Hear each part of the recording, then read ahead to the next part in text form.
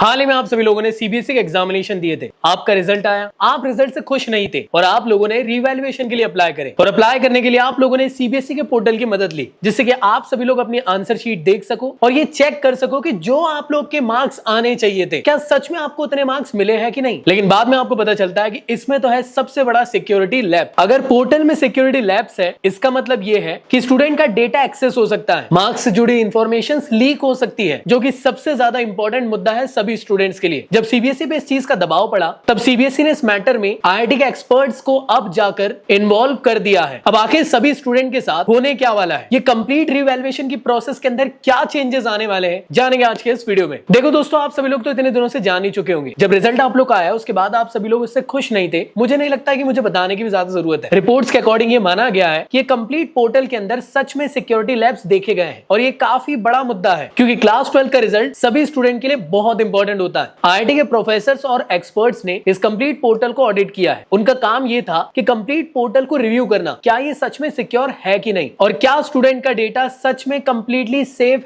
है भी कि नहीं। तो इसके बाद कंप्लीटली पोर्टल के अंदर चेंजेस किया गया है और मल्टीपल लेयर्स पे रिव्यू किया जा रहा है। यार कोई छोटा मोटा मुद्दा नहीं, स्टूडेंट के फ्यूचर का सवाल है। सीबीएसई के वेबसाइट क्रैश होना, उसमें प्रॉब्लम आना, बात सिर्फ इसकी नहीं है, बात यहाँ आती है लाखों स्टूडेंट के फ्यूचर की, उनके कंप्लीट एकेडमिक रिकॉर्ड्स की, क्योंकि ये सभी की सभी चीजें काफी सेंसिटिव इंफॉर्मेशन होती है। अगर ये चीज थोड़ी भी ऊपर नीचे हो गई तो बच्चों का फ्यूचर बर्बाद हो सकता है। और जो हाल ही में ये सारी चीजें हुई है उसको लेकर स्टूडेंट बहुत ज्यादा परेशान है और होना भी चाहिए, क्योंकि ये डैमेज करता है ट्रस्ट उन एजुकेशन सिस्टम पे जिसपे हम लोग साल भर भरोसा करते हैं। और अगर ये चीज डैमेज होगी तो स्टूडेंट की लाइफ को ये डैमेज करेगा। और इंपैक्ट कौन होगा इसमें? सिर्फ और सिर्फ स्टूडेंट्स। हम सभी लोग मिलकर आवाज उठा रहे थे और आप सभी लोग जानते हो कि ये मुद्दा सच में बहुत ज्यादा इंपॉर्टेंट था। अब चाहे वो किसी भी एग्जाम का हो, जब ये सारी चीजों का दबाव सीबीएसई पे पड़ा, तब जाके सीबीएसई ने एक फ्रेश प्लेटफॉर्म लॉन्च किया है आप सभी लोगों के लिए, जिसपे मल्टीपल सिक्योरिटी चेक्स किए जाएंगे, जिससे कि स्टूडेंट का डेटा सिक्योर रहे और जो चीजें अभी हो चुकी है वो चीज रिपीट ना हो। इस बार आईआईटी के पैनल ने एक न्यू सीबीएसई का रिवैल्यूएशन पोर्टल आप सभी लोग के लिए लेकर आने वाला है, जिससे कि जितने भी 70,000 प्लस स्टूडेंट्स ने रिवैल्यूएशन के लिए अप्लाई करे थे उनके साथ इंसाफ हो सके, उनको किसी भी तरीके की कोई दिक्कत ना निकल के आए। आप लोग मुझे एक बार जरा वीडियो को पॉज करके कमेंट बॉक्स में जरूर बताना, क्या आपको लगता है कि ये जो नया पोर्टल आने वाला है क्या इसमें किसी भी टाइप की कोई दिक्कत होगी।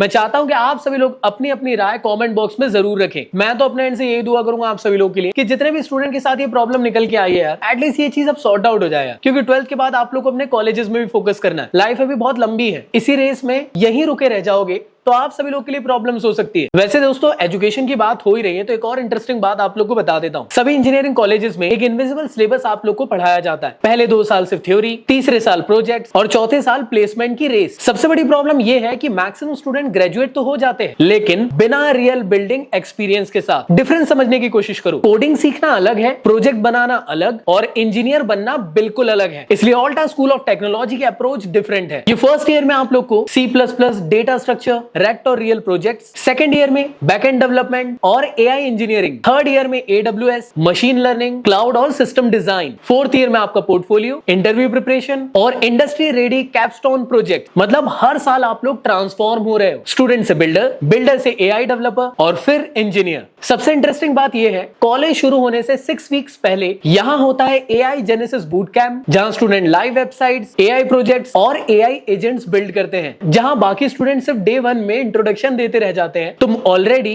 प्रोडक्ट के साथ एंट्री लेते हो। यहाँ है मेंटर्स गूगल, Amazon और माइक्रोसॉफ्ट से, मिलता है personal M5 MacBook, coding review, mock interviews, GPT, Claude, Gemini और इन्हीं के जैसे 15+ एआई टूल का एक्सेस। सेकंड ईयर में यहाँ के स्टूडेंट 25 to 40,000 की इंटर्नशिप्स सिक्योर कर रहे हैं। तो दोस्तों, एडमिशन ओपन है, इनका ASET एग्जाम होने वाला है 13 जून को और रजिस्ट्रेशन की लास्ट डेट 12 जून होने वाली है। अप टू 100% की स्कॉलरशिप भी अवेलेबल है based on merit, JEE mains और क्लास 12 की परफॉर्मेंस पे। डिटेल और रजिस्ट्रेशन की लिंक डिस्क्रिप्शन में आप लोग को मिल जाएगी, तो एक बार जरूर चेकआउट करें। अब आते हैं वापस से सीबीएसई अपडेट पर। लेटेस्ट डेवलपमेंट ये है, सिक्योरिटी अपग्रेड के बाद एक्सपर्ट्स ने कंप्लीट सिस्टम को रिव्यू किया है। इसका मतलब ये है कि सच में सिक्योरिटी कंसर्न थे यहाँ पे, और सीबीएसई की तरफ से भी ये आया है कि वो चाहते हैं कि रिवैल्यूएशन की कंप्लीट प्रोसेस को वो लोग सिक्योर और ट्रांसपेरेंट बनाना चाहते हैं, और इसे ठीक करने के लिए वो लोग अपने तरफ से सारी चीजें करने के लिए रेडी है। मैं ये कह सकता हूँ कि जो ये सिचुएशन हाल ही में हुई है, ये हमारे सिस्टम के लिए एक रिमाइंडर है, क्योंकि आज के टाइम में सिर्फ एजुकेशन ही इंपॉर्टेंट नहीं रही है, डेटा सिक्योरिटी भी उतना ज्यादा इंपॉर्टेंट है। जहां लाखों स्टूडेंट ऑनलाइन प्लेटफॉर्म्स और ऑनलाइन सिस्टम को यूज कर रहे हैं, तब सिक्योरिटी और प्राइवेसी सबसे